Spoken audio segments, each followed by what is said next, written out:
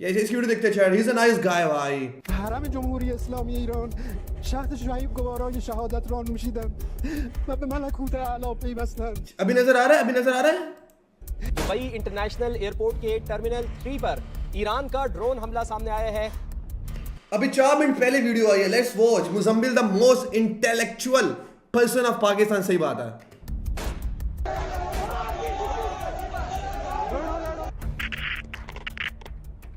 पाकिस्तान में हमला हुआ है। इस वक्त ईरान ही नहीं बल्कि पाकिस्तान के मुख्तलिफ शहरों में प्रोटेस्ट और मुजाहरे जारी हैं और उसकी वजह एक बात बताओ तुम लोगों को, एक बात बताता हूँ।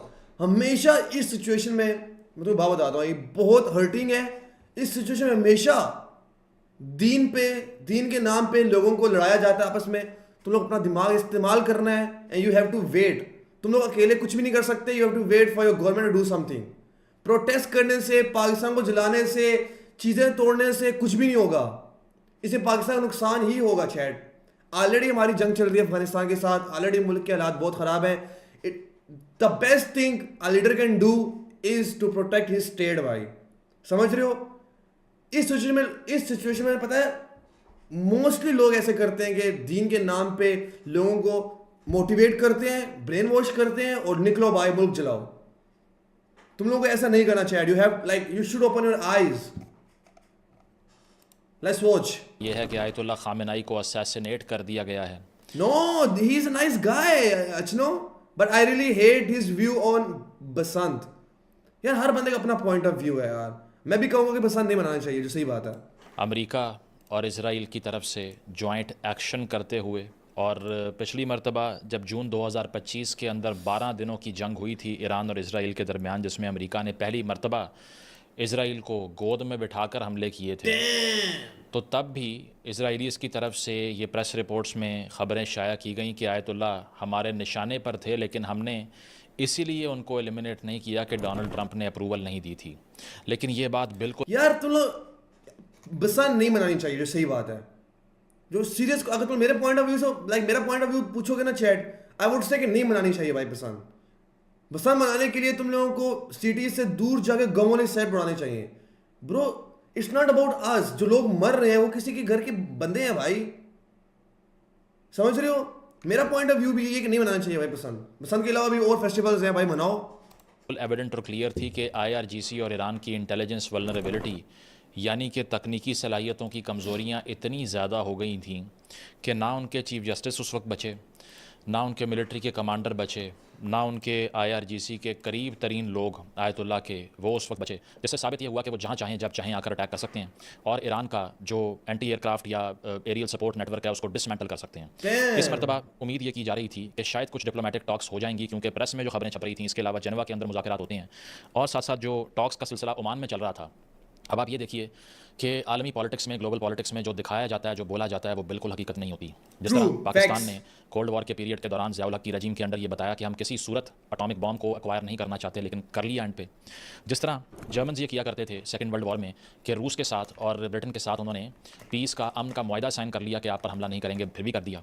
यहाँ पर भी यही ट्रिक्स्टर एटीट्यूड अमेरिका और इजराइल ने रखा।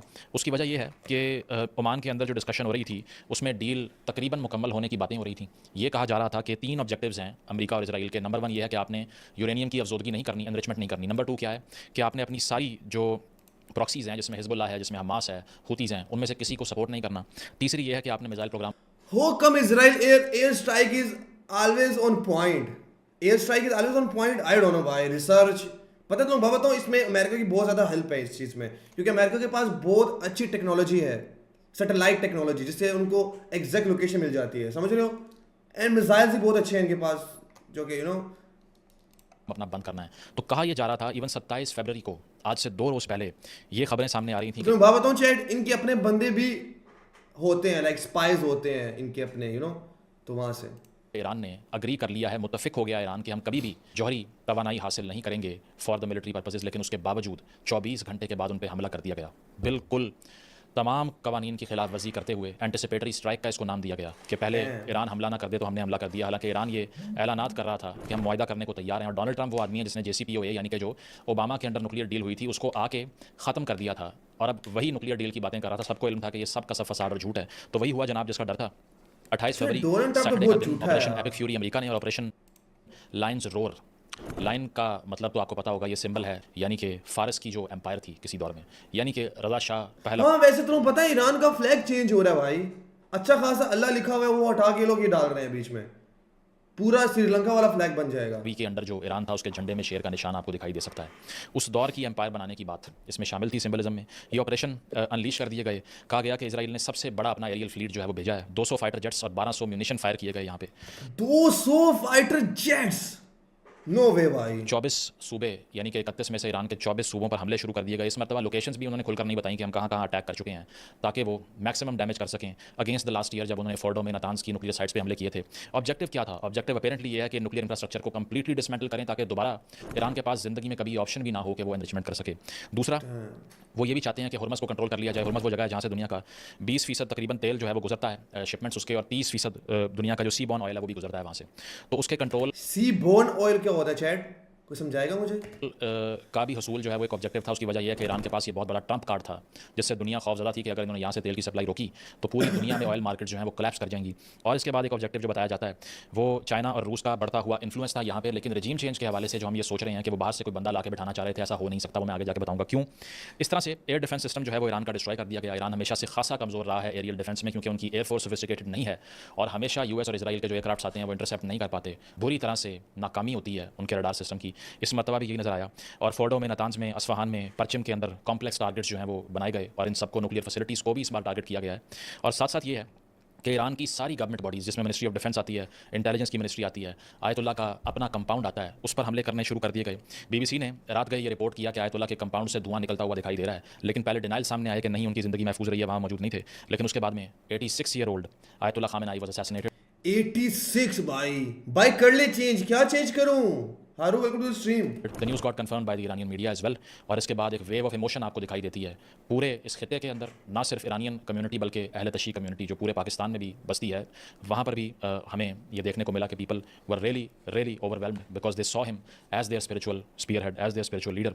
तो 1989 से जो उनका रूल था वो बिलाखिर इख्तिताम को पहुँचा। और इसके अलावा हाई वैल्यू टारगेट्स जो हैं वो एक एक करके एलिमिनेट होते रहे अमेरिका और इजराइल की स्ट्राइक्स में। कुछ आम नाम अगर मैं लूँ तो डिफेंस मिनिस्टर ब्रो मैंने नहीं देखा। इसके अलावा आई हैव टू वॉच भाई, मुझे देखना है कि क्या चल रहा है, समझ रहे हो? Commander in chief of IRGC उनको भी नहीं छोड़ा।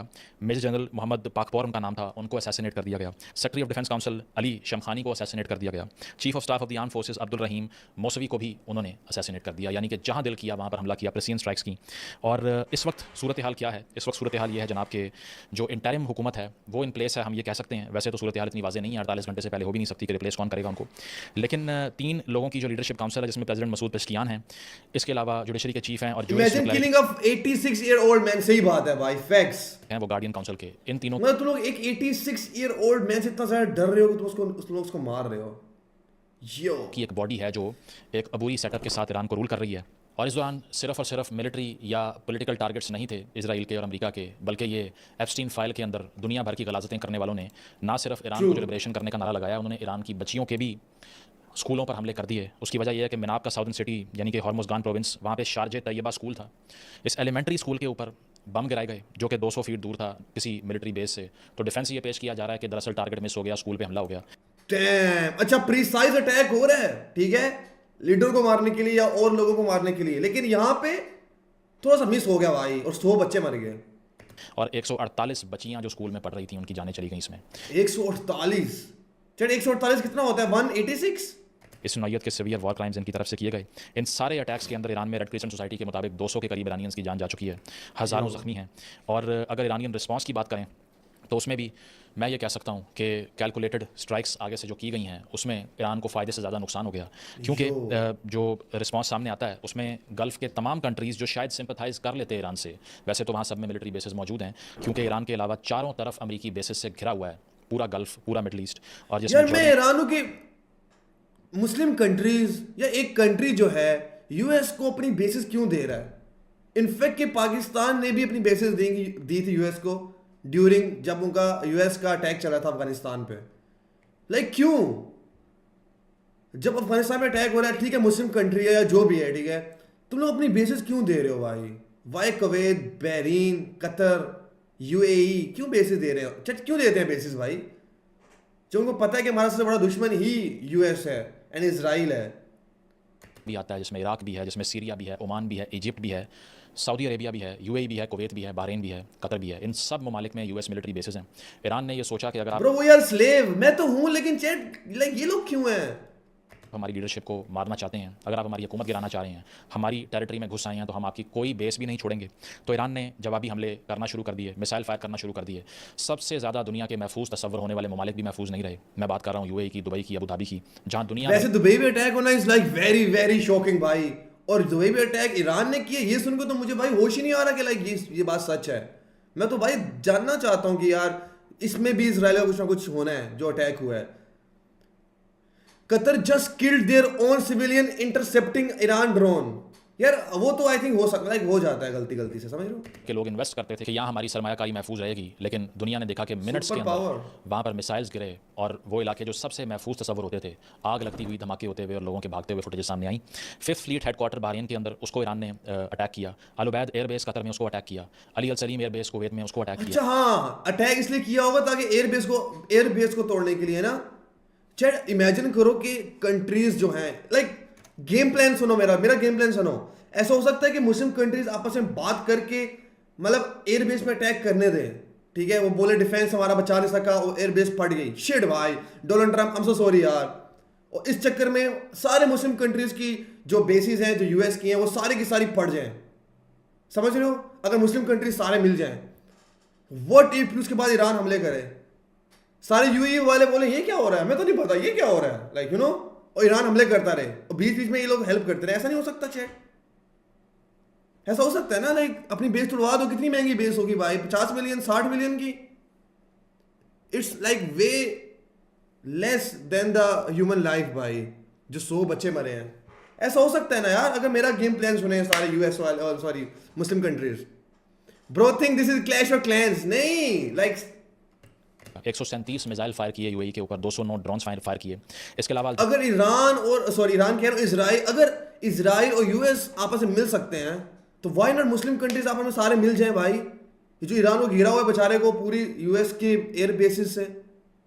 अफरा एयरबेस जो थी अबू धाबी की, उस पर हमला कर दिया और एक पाकिस्तानी की जान भी चली गई अबू धाबी के अंदर। और इसके अलावा दुबई एयरपोर्ट को डैमेज कर दिया। फेयरमाउंट होटल, बुर्ज अरब होटल जो कि बड़ा फेमस होटल है, उससे आग भड़कती हुई लोगों ने देखी। कुवैत वो तो इंटरसेप्शन के बीच में आई थिंक वो आग लग जाती है। का जो इंटरनेशनल एयरपोर्ट है वहाँ पर हमला किया। 66 मिसाइल्स फायर किए कतर के ऊपर, जो मीडिएशन करवाता था किसी दौर में हमास की और इसराइल की। इसके अलावा तल अवीव पर हमले किए, लेकिन टोटल कैजुअलिटीज़ जो रिपोर्ट हो रही हैं वो 1 से 10 के दरमियान है, यानी कि almost to no effect at all. Tel Aviv में जो हमले हुए उसमें एक खातून की जान जाने की खबर आती है सिर्फ। इसके अलावा एरबिल एयरबेस जो इराक की है, कुर्दिस्तान के अंदर, वहाँ पर ईरान ने हमले किए, वहाँ से आग भड़कती हुई दिखाई दे रही थी। जॉर्डन के अंदर भी अटैक कर दिया। तो इशू ये था कि दे वर सो हैविली एनसर्कल्ड के ईरान को मालूम ही नहीं था कि किस बेस से जहाज़ आ रहे हैं और हमें अटैक कर रहे हैं। उसकी वजह यह है कि 2003 के बाद से अमेरिका की सबसे हैवी नेवल प्रेजेंस इस पूरे खिते में नहीं रही जितनी स्टेज के ऊपर है। उसकी वजह क्या है कि यूएसएस अब्राहम लिंकन कैरियर यानी कि एयरक्राफ्ट कैरियर्स जो हैं, जो दुनिया में बहुत ही कम ममालिक के पास हैं, क्योंकि ये हाईली एक्सपेंसिव सोफिस्टिकेटेड मशीनरी होती है। तो यूएसएस अब्राहम लिंकन अरेबियन सी में, अच्छा ये वैसे पाकिस्तान के पास नहीं है ये। You all those Gulf countries are slave of daddy Trump. India ने बोला है ना कि जो है इजराइल जो है हमारा फादरलैंड है और ये इंडिया जो है मदरलैंड है। समझ रहे हो चैट? समझ रहे हो? उन्होंने पार्क किया हुआ है जहाँ से हेलीकॉप्टर्स, एयरक्राफ्ट्स, ईटीसी उड़ते हैं, एयर स्ट्रिप्स यूज़ करते हैं उसकी। और साथ साथ Gerald R Ford, USS Gerald R Ford. Bro एक शिप पे इतने ज्यादा जहाज हो सकते हैं चैट? 1 2 3 4 ये हेलीकॉप्टर्स हैं, 5 6 7 8 9 10 11 12 13 14 15 16 ये ड्रोन है, नहीं 16 17 18 19 20 21 22 मल्टीप्लाई पे 22 यो। पोल्ड को भी वहाँ पर अगर हम लोग इस जगह हमला करें लाइक इसके ऊपर, लाइक शिप के ऊपर, तो कितना नुकसान होगा। किया गया है अमेरिका की तरफ से। और इसके अलावा 3 कॉम्बैट शिप्स हैं, F-15 स्ट्राइक ईगल एयरक्राफ्ट्स हैं। इन सब से अमेरिका ने हमले किए। तो इसीलिए आउट ऑफ शेयर हेल्पलेसनेस तमाम मिलिट्री टारगेट्स को अटैक करना शुरू कर दिया। ये नहीं सोचा कि तमाम गल्फ कंट्रीज़ की एक अलायंस हमारे खिलाफ बन सकती है। अफेक्ट क्या हुआ? कुछ भी नहीं। कोई कैजुअलिटी चैट गल्फ कंट्रीज क्या होती हैं वैसे? हुई ऑलमोस्ट नहीं हुई, बड़ा डैमेज हुआ नहीं हुआ, लेकिन सिंबॉलिक तौर पे तमाम गल्फ स्टेट ने कंडेम करना शुरू कर दिया ईरानियन अग्रेशन को, और ये कहा कि आपने हमारी सोवरेनिटी को ब्रीच किया, जबकि हमने डायरेक्टली आप पे कभी हमला नहीं किया। इस तरह से तमाम अरब दुनिया की दुश्मनी भी मोल ले ली। वो और बात है कि अरब दुनिया किसी काबिल तो है नहीं कि वो ईरान को प्रोटेक्ट करती या फिर अमेरिका को कन्फ्रंट करती, लेकिन पहले वो यूएस को बेसिस दिया करते थे। Our prime minister didn't even tweet a note for prime leader Iran. Chat सो रहा होगा ना, सो रहा होगा मे बी, नहीं पता लगा होगा यार, सोए प्रेसिडेंट को नहीं जगाया जाता, बुरा समझा जाता है ये। अब वो एक्टिवली एंटी ईरान सेंटिमेंट रखते हैं कल के हमलों के बाद। ये वो वक्त है जब ईरान की रजीम अपनी हिस्टोरिक लो के ऊपर थी। इतनी कमज़ोर ईरान की रजीम पिछली जो सदी है उसमें आने वाले इनकलाब के बाद से कभी भी नहीं रही। उसकी वजह यह है कि इनकी तमाम मिलिटेंट ऑफशूट्स जो थी, जिसमें यमनी हुसी थे, या इसके अलावा बशार अल-असद की सीरिया में रजीम थी, या जॉर्डन के अंदर या दीगर ममालिक के अंदर हिजबुल्लाह थी, हमास थी गाज़ा के अंदर, एक एक करके सबको डिसमेंटल कर दिया गया इजराइल की तरफ से। तो ना आपके पास कोई आलमी कुव्वत है लड़ने के लिए आपसे। नंबर 2 ये कि आपके अपने अंदर इतनी ज़्यादा फॉल्ट लाइंस रिसेंट तारीख में कभी नहीं रही। उसकी वजह यह है कि जून 2025 के अंदर जो सारी इंसर्जेंसी जो लड़ाई होती है, इसके बाद हमने ये देखा कि महंगाई में शदीद इजाफा हो गया। 1.7 मिलियन यानी कि 17 लाख ईरानी रियाल्स का $1 हो गया। 17 लाख रुपए। अगर मैं जाता हूं, अगर मेरे पास $1 है, अगर मैं ईरान जाता हूं, मेरे पास 17 लाख रुपए होंगे।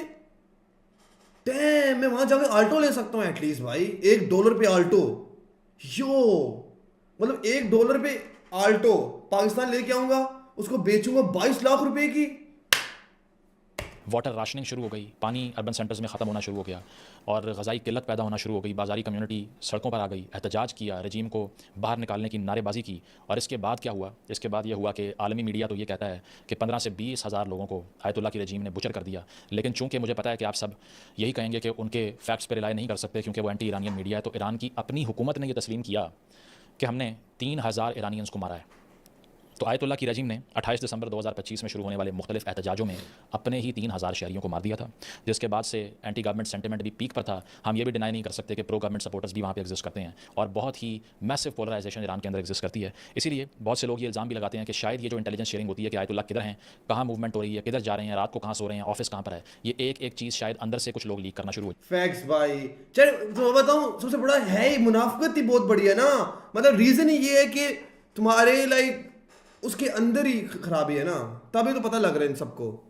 इसको पता नहीं क्या, इसको कुछ वर्ड बोलते होते हैं यार, मतलब कि इसको आई डोंट नो, मेरा इसको कोई वर्ड बोलते हैं, मेरे दिमाग में नहीं आ रहा वो जाते हैं। उसकी वजह यह है कि सबसे पहले उनकी डेड बॉडी की तस्वीर इजराइल और अमेरिका के हाथ लग गई, वो ये क्लेम कर रहे थे, मीडिया को नहीं मिली। चैट इमेजिन करो इसके जो करीबी होगा, जस्ट इमेजिन इसका जो करीबी होगा उसको 50 या 60 मिलियन दिए गए होंगे ताकि लोकेशन लीक करे, उसे पिक्चर बना के भेजी होगी, भाई mission done, direct $50 million in bank account.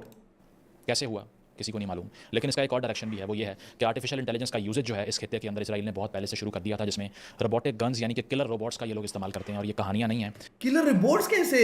Google कर लीजिए कि मुख्तलिफ AI इंटीग्रेटेड सॉफ्टवेयर्स के ज़रिए और आर्म टेक्नोलॉजी के ज़रिए, जिसको किलर रोबोट्स जिस तरह से मैंने आपको बताया कहते हैं, इन्होंने गाजा स्ट्रिप में भी उनका इस्तेमाल किया था। इसमें से कुछ का नाम है लेवेंडर, नंबर 1 लेवेंडर टेक्नोलॉजी, अगर आप इसको गूगल करें। नंबर 2 द गॉस्पेल, ब्रो से इजराइल को वो कर दिया, damn. Number 3 where is daddy, ये वो नाम रखे हुए हैं इन इंटेलिजेंस नेटवर्क्स के। तो लेवेंडर के जरिए इन्होंने 37,000 टारगेट्स आइडेंटिफाई किए थे गाजा के अंदर, 37,000 लोगों को आइडेंटिफाई किया AI के जरिए, और फिर AI डिप्लॉयमेंट के साथ ड्रोन्स और मशीन गन्स के जरिए उनको मारा। डैम ब्रो, चेक कितना ज्यादा हाई टेक्नोलॉजी है यार। वालेकुम अस्सलाम Sunesh, welcome to the stream, what is up, कैसे हो? अस्सलाम वालेकुम व रहमतुल्लाहि व बरकातहू। पूरा सलाम ऐसा होता है वैसे। कैसे हो चैट? सबके सब लाइक करो। तो यहाँ पर भी एक बहुत बड़ा कंसर्न UN की तरफ से भी बहुत सी बॉडीज क्रिटिसाइज कर चुकी हैं कि ये जो ऑटोनमस किलिंग रोबोट्स हैं इनको रोकना पड़ेगा, अदरवाइज ये बुचर कर सकते हैं इंसानों को, और इन पर इंसानों का अपना कंट्रोल भी हाथ से निकल सकता है अगर हमने इनको ना रोका। लेकिन उसके बावजूद ओपन AI ने बहुत से सीक्रेट एग्रीमेंट्स भी कर रखे हैं US मिलिट्री के साथ, CIA के साथ, और यहाँ पर भी इंटेलिजेंस थी CIA की सीक्रेट एग्रीमेंट्स कि हम लोग जो है नॉर्मल लोगों का डाटा उठाएंगे, आपको देंगे, और ये एग्रीमेंट है भाई, हम बताएंगे नहीं, सीक्रेट है ये। यो, जिसने आयतुल्लाह को असैसिनेट किया। कल मैंने सर्च किया था भाई, गंदी गंदी चीजें, वो CIA को पता, CIA को पता लग गई होंगी चैट। बहुत गंदी गंदी चीजें मैंने सर्च की हैं कल AI पे, और उन्होंने इंटेलिजेंस प्रोवाइड की इजराइल को, और इजराइल ने आकर ये फाइनल अटैक किया उनके कंपाउंड इसका मतलब कि उनको ये भी पता लग गया होगा कि मेरा छोटा है के ऊपर जहाँ पर इजलास हो रहा था। दे वर कम्प्लीटली विदाउट कवर, कोई इल्म नहीं था उनको कि वो कितना वल्नरेबल हैं, और इस तरह से उन्होंने मॉकिंगली आके सबको, टॉप लीडरशिप को एलिमिनेट करना शुरू कर दिया। जो उनके सदर है मसूद, उनकी तरफ से ये ऐलान किया गया कि ये ओपन डिक्लेरेशन ऑफ वॉर है मुसलमानों के खिलाफ। लेकिन मेरा सवाल ये है कि आपके खित्ते का कोई एक मुस्लिम मुल्क भी ऐसा है जो एंटी इजराइल और एंटी अमेरिका हो, क्योंकि सब मिलिट्री बेसिस उनको दी हुई है। और दूसरी बात यह है कि पाकिस्तान के ऊपर ये जो तनकीद होती है मेरी समझ से बाहर है। बहुत से लोग सोशल मीडिया पर अपने फेवरेट लीडर का रोना रो रहे हैं और वो कह रहे हैं वो होता तो उसने मुंह तोड़ देना था। और भाई जब वो था ना, कासिम सुलेमानी की असैसिनेशन हुई थी, ट्रंप ने कहा था कि कांग्रेचुलेट किया था फ़ोन करके उन्होंने, कि मज़ा आ गया, जिसके लिए आप यहाँ पे छाती पीट रहे हो। एब्सोल्युटली नॉट कहने वाला नहीं है इस किस्म। फैक्ट्स पता है किसके चैट, इसने किसकी बात की है? तुम लोगों को इतना नॉलेज है, इसने किसकी बात की है? ओए PGS टिकटॉक 1+ व्यूज PGS, क्या मतलब? चैट, इसने किसकी बात की है, तुम्हें पता है?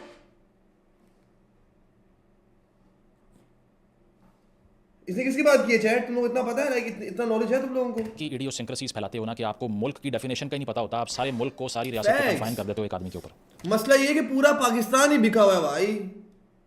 कि अगर एक आदमी आएगा ना तो रियासती रिस्पॉन्स ही तब्दील हो जाएगी। फैक्ट्स। और ईरान के ये साथ लोगों की जो सोच है ना कि हमारा लीडर आएगा या हमारा कोई फेवरेट बंदा आएगा तो वो कर देगा सही, ब्रो पूरा पूरा सिस्टम ही करप्ट है। लॉन्ग स्टैंडिंग पार्टनरशिप का मैंने पहले भी जिक्र किया था कि हम वो मुल्क हैं जिसने सबसे ज़्यादा जोर मारा पूरी दुनिया में कि ईरान के पास जौहरी हथियार आ जाएं, लेकिन जब IAEA की इंस्पेक्शन हुई तो उन्होंने हमारा नाम दे दिया उनको। दूसरा ये है कि बॉर्डर टेररिज्म को भी हमने ईरान से टॉलरेट किया हुआ है।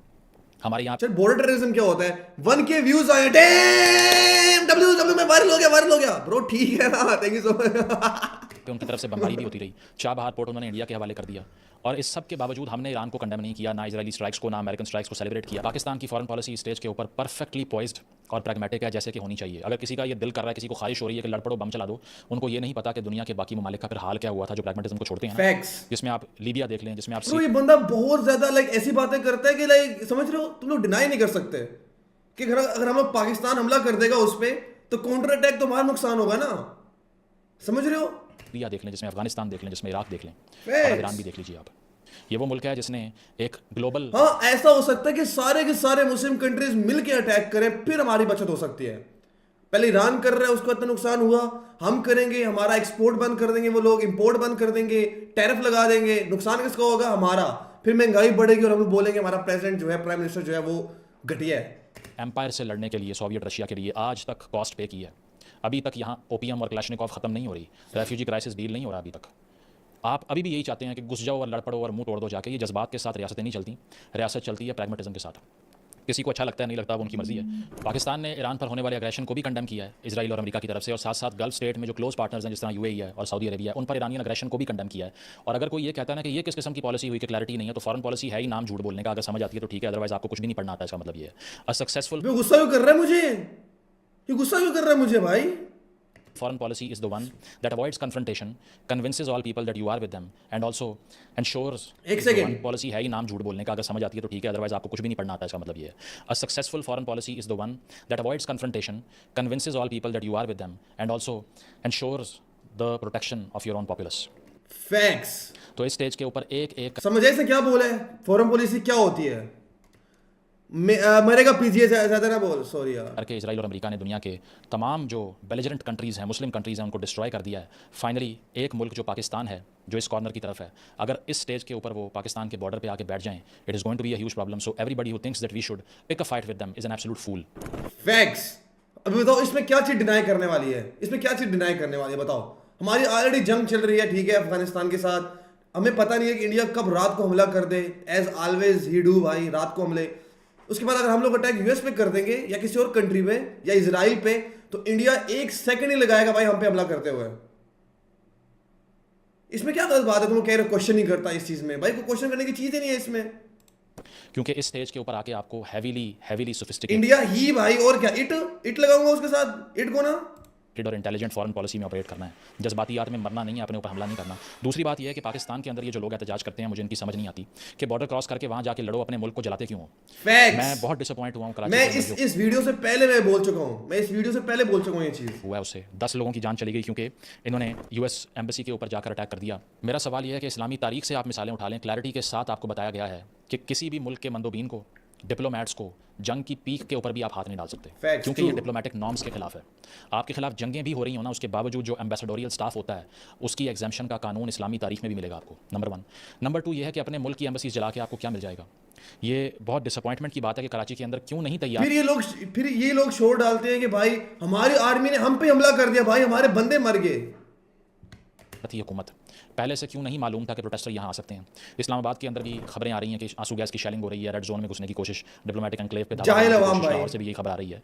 तो बात यह है कि आप सबको यहीं पर लड़ना आता है सिर्फ। गिलगित से भी इसी नौयत की खबरें आ रही हैं कि UN के दफातर को जाया जा रहा है, स्कर्दू में, गिलगित में, बाकी जगहों पे। ये वो कौम है जो हर आलमी क्राइसिस के मौके पर अपने ही ऊपर हमलावर हो जाती है। कभी ये ब्लास्फेमी, ये तो चूतिया अवाम है भाई। ये इस बात में बड़ा गुस्सा आता है यार लोगों पे। मैं नहीं चाहता मैं कुछ लोगों के बारे में गलत बोलूं, फिर क्लिप करके उसको मैं अपलोड करूं और कल पता लगे मेरे घर लोग मारने के लिए आ जाए। I don't want to die भाई, मुझे शादी भी करनी है अभी, समझा करो। की वजह से, कभी फ्रांस में खाके बनने की वजह से, कभी इस मुल्क के अंदर होने वाले मामला जो मजहबी नौयत के होते हैं उस वजह से, और कभी ईरान की वजह से अपने ही अमलाक को नजर आतिश करते रहते हैं। ट्रू। कभी KFC को आग लगाते हैं, कभी उनके वर्कर्स को मारते हैं, कभी बॉयकॉट का नाम लेके प्रॉपर्टियां तोड़ते हैं। इस वैंडलिज्म को कोई रियासत बर्दाश्त नहीं करेगी। मैं तो कहता हूं कि कंप्लीटली इनको फोर्स के साथ डील करना चाहिए इन लोगों को, क्योंकि ये कोई किम ओन जून से भी पंगा ले लो, बेचारा लोनली फील कर रहा है ब्रो, किसी की हिम्मत नहीं होती यार, यू नो। अपने हाथ में रियासत ले लें। या तो ये कोई भी दुनिया की ह्यूमन स्टेट अलाउ नहीं कर सकती कि आप बाहर निकलें, किसी भी मुल्क के डिप्लोमेटिक स्टाफ के ऊपर चढ़ जाएं और आग लगा दें हर चीज़ को वहाँ से। क्या इमेज मेंटेन कर रहे हो दुनिया भर में अपना? 1 साल का बजट तुमसे बनता नहीं है, IMF पे इतनी हैवी रिलायंस है, और जाके आगे किसको लगा रहे हो? अमेरिकन कॉन्सुलेट को। फैक्ट्स। तो वो एक ईवल एम्पायर है, उनके पास ताकत है, वो अनचेक्ड ताकत है, इसमें कोई दो राय नहीं है कि वो जेनोसाइडल इन लोगों के पास अपने खाने के पैसे नहीं होते और लोगों की चीजें चलाते हैं भाई। कुव्वत है जिसने 70,000 बंदा वहाँ पर मार दिया, लेकिन फिर भी क्या नारा लगा रहे हैं कि हम ईरान की खवातीन के लिए आ रहे हैं। अब जरा इस पे आ जाते हैं कि मेरे लिए ये भी बड़ी स्ट्रेंज बात है, मुझे नहीं पता कि इसमें क्या करना है, लेकिन बात यह है कि ईरान के अंदर मौजूद जो रेजिम थी वो अपने लोगों के लिए 1% भी अच्छी नहीं थी। मसला ये है कि लोग हमेशा 2 फैक्शंस में बढ़ जाते हैं, एक अमेरिका को गाली देता रहता है, एक ईरान को गाली देता रहता है। बात यह है कि आपके पास नुआंस एनालिसिस करने का दिमाग नहीं है क्या? पहली चीज़ ये है कि जो ईरान का अपना केस है ना, दुनिया में वो रेजिस्टेंस का सिंबल होंगे इजराइल और अमेरिका के खिलाफ, लेकिन अपने लोगों के खिलाफ हमेशा से रहे हैं। मासा अमीनी के प्रोटेस्ट के अंदर खवातीन का जो हशर किया इस रजीम ने वो आपके सामने है। 3,000 लोगों को उन्होंने प्रोटेस्ट करने की वजह से मार दिया।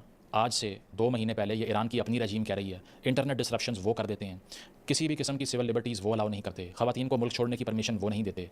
इसके अलावा ताकत कैप्चर करके 50 साल से बैठे हुए हैं, ये भी आपके सामने है। इस सारी सूरत हाल के अंदर रीसेंट प्रोटेस्ट जब होते हैं उसमें भी वो खुलेआम लोगों को गोलियां मारते हैं। तो मेरा ये सवाल है कि आया हमने यहाँ बैठ के सिर्फ मुजराई करना होता है या हमें वहाँ के लोगों की प्लाइट भी देखनी है? नंबर 1।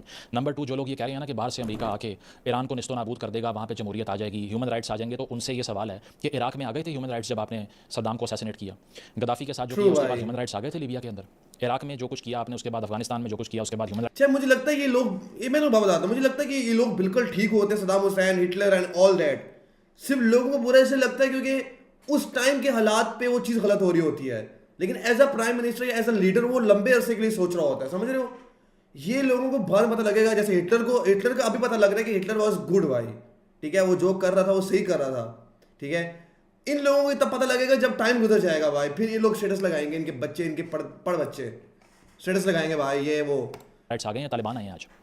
पीछे तुझे कौन सी कंट्री गर्ल ज्यादा अट्रैक्ट लगती हैं? नो भाई, ऐसी गंदी बातें मत किया करो मेरे साथ, चपेट मार दूंगा भाई मैं यहाँ से। इजिप्ट अमेरिका की ये डिलूजन बहुत पुरानी है, इस पर मैंने पहले भी किताब रेकमेंड की थी, the great delusion by John J Mearsheimer. उसमें वो क्या कहता है? वो कहता है कि ये डेमोक्रेटिक डिलूजन है कि अमेरिका बाहर से आके डंडे के जोर पे जमहूरियत का नफाज करेगा और लोग अचानक से जमहूरी हो जाएंगे और ह्यूमन राइट्स भी मिल जाएंगे, इंसानी हकूक भी इंश्योर हो जाएंगे, औरतें भी आज़ाद हो जाएंगी। कभी भी नहीं होता ऐसे। इंटरवेंशनिज्म वाली डेमोक्रेसी मजीद बर्बाद कर देती है। बाहर से आके किसी भी मुल्क को डंडे के जोर पर बंदूक, ईरान में ISIS लीबिया वाली सिचुएशन है, they're gonna regret it. Gaddafi का टाइम भी ऐसा ही हुआ था। फैक्ट्स भाई, ट्रू, मैं वही तो बात कर रहा हूँ। से लैस होकर जमहूरी नहीं बनाया जा सकता। ये दहाइयों का तजुर्बा है अमेरिका का। इसीलिए अगर कोई इसलिए उनको सेलिब्रेट कर रहा है कि वो बाहर से आके औरतों के लिए आ रहे हैं, तो भाई औरतों के लिए नहीं आ रहे, वो स्टेट ऑफ हॉर्मस के लिए आ रहे हैं, वो जौहरी थ्रेट खत्म करने के लिए आ रहे हैं, और वो ऑयल कैप्चर करने आ रहे हैं। इसके अलावा चौथी बात नहीं है। ये बात तो बिल्कुल 100% ट्रू है कि ऑयल जहां नजर आएगा ना भाई, जहां पे ऑयल नजर आएगा, अगर कल यूएस को पता लगता है ना कि गुलाबी की ऐश में ऑयल है, आई स्वेयर टू गॉड भाई, ये खबर अभी तक एक व्यू होगा उस पे, बेशक वायरल ना हो वीडियो, एक व्यू होगा और नेक्स्ट डे जो है यूएस वाले गुलाबी की ऐश के अंदर डॉस नारा हमेशा वो डेमोक्रेसी का लगाते हैं। आप सबको पता है कि वो बेशक ऑयल मिले ना मिले भाई, करने के लिए आ रहे हैं और वो ऑयल कैप्चर करने आ रहे हैं। इसके अलावा चौथी बात कोई नहीं है। नारा हमेशा वो डेमोक्रेसी का लगाते हैं। आप सबको पता है कि वो झूठ होता है। प्रेडेटरी हेजेमनी कहते हैं इसको, जो ग्लोबल शिफ्ट आया अमेरिका की पॉलिसी में, उसकी वजह है कि वो प्रेडेटर की तरह एक्ट कर रहे हैं। जो उनका हामी है उसके साथ बहुत अच्छे हैं, जो दुश्मन है उसको उठा कर ले आओ या असैसिनेट कर दो। तीसरी ऑप्शन नहीं छोड़ी डोनाल्ड ट्रंप ने कोई। आगे चलकर क्या होगा? आगे चलकर ये हो सकता है कि फिल वक्त तो जो पॉसिबल सिनेरियोज हैं उसमें इंटरिम लीडरशिप काउंसिल जो है उसके पास इख्तियार रहेगा। और इसके अलावा एक फिगर जिसके बारे में कहा जा रहा है कि गालिबन ये ईरान के अगले सुप्रीम लीडर बन सकते हैं, जिनका सबसे ज़्यादा चांस है, वो है सुप्रीम नेशनल सिक्योरिटी काउंसिल के चेयरमैन अली लरिजानी साहब। ये कौन है? ये अच्छा है? बोरिंग है ये सब भाई, निकल जा यहां से, दफा हो जा। बोरिंग है ये सब, फकिंग एस। जिनके बयानात भी सामने आ रहे हैं, आपने देखे होंगे। तो कहा यह जा रहा है कि शायद उनको नॉमिनेट कर दिया जाए। आयतुल्लाह अपनी असैसिनेशन से पहले 4 नाम काउंसिल के हवाले कर गए हैं, जिनमें से एक अब काउंसिल को चूज़ करना है। इसके 22 मेंबर होते हैं जो कि असेंबली ऑफ एक्सपर्ट्स जो है इलेक्ट करती है सुप्रीम लीडर। लेकिन आगे पॉसिबल सिनेरियो क्या हो सकता है? वो ये हो सकता है कि ये भी पॉसिबिलिटी है कि IRGC वो किसी मिलिट्री फिगर को बैक करे और कोई फौजी शख्सियत आकर ताकत कैप्चर करने की कोशिश करे। इस सूरत में बहुत बड़ा केओस आ जाएगा, लड़ाई शुरू हो जाएगी, खाना जंगी हो सकती है। इसके अलावा हाँ, क्योंकि जो बंदा फौज का लीडर है उसको सिर्फ जंग करनी आती है भाई। एक और सिनेरियो ये है कि क्लरिक्स यानी कि जैसे ज़ियाउल हक ने किया, जो उलमा हैं उनकी IRGC से और IRGC की पॉलिटिशियंस के साथ ये लड़ाई बढ़ जाए और ये टग ऑफ वॉर के अंदर बिल्कुल ईरान केओस में चला जाए, मेरे नज़दीक तो बेस्ट केस सिनेरियो ये होगा कि अगर मॉडरेट पॉलिटिकल क्लास सामने आए, जो मॉडरेट बात करे, जो ये कहे कि अपने वसाइल अपने लोगों के लिए इस्तेमाल करो, जंगी हैंगओवर से बाहर आ जाओ, ईरान इराक जंग के बाद की हैंगओवर तेरी वल्नरेबिलिटी की बेसिस पर रियासत बनाई हुई थी, इसको चेंज करो। और दूसरा ये है कि बाहर का थ्रेट जो है उसको भी न्यूट्रलाइज करने के लिए प्रैग्मेटिक अप्रोच ले लो, क्योंकि अमेरिका का हो कुछ नहीं सकता, रूस और चीन बैठ के चुप करके तमाशा देख रहे हैं। ये बड़ा उन्होंने इजीली कह दिया था कि बस अब दुनिया बायपोलर हो गई है, मल्टीपोलर हो गई है, किधर गए सारे पोल उड़ा के बाहर फेंक दिए उन्होंने। दुनिया यूनिपोलर है, आपको समझ नहीं आती, आप जाके GDP दिखाएं लोगों को कि ये देखें चाइना के पास कितने पैसे हैं, किया क्या इधर आके चाइना को। वो ये बात सच है कि चाइना में कोई बंदा हमला नहीं करता भाई। China, North Korea, Russia, bro 3 countries हैं, इन पे कोई बंदा हमला नहीं करता भाई। Not US, not Israel, no nothing भाई। वक्त सबसे बड़ी तकलीफ सिर्फ एक है कि कहीं हुर्मस ना बंद हो जाए, हमारा तेल कहाँ से आएगा, इससे ऊपर कोई मसला नहीं है उनको। और दूसरा, रशिया जो है वो यूक्रेन में फंसा हुआ है, वो भी कुछ करने के काबिल नहीं है। तो अमेरिका अगर आपके खिलाफ आजकल हो गया, वो आके आपको बिल्कुल डिमोलिश कर देगा अगर आपके पास न्यूक नहीं है पाकिस्तान की तरह। इस मौके के ऊपर मैं तो वो आदमी जिसकी मैंने ज़िंदगी में कभी तारीफ नहीं की, आज उसका भी नाम ले लेता हूँ, जुल्फ़िकार अली भुट्टो, ज़ियाउल हक और मियां नवाज शरीफ और वो सब लोग जिन्होंने पाकिस्तान के न्यूक्लियर प्रोग्राम पे काम किया, मेरा ख्याल है कि बहुत ही बेहतर किया था। आई स्टैंड करते हैं, क्योंकि ये वो दौर है कि अगर आपके पास हथियार नहीं है ना, तो आपकी गर्दनें कट जाएंगी। अच्छा, मैं भी शरीफ हूँ भाई, मैं भी शरीफ हूँ भाई। कोई आपके लिए आंसू नहीं बहाएगा। सेल्फ हेल्प सिस्टम बन चुका है, प्योर एनार्की है इंटरनेशनल ऑर्डर के अंदर।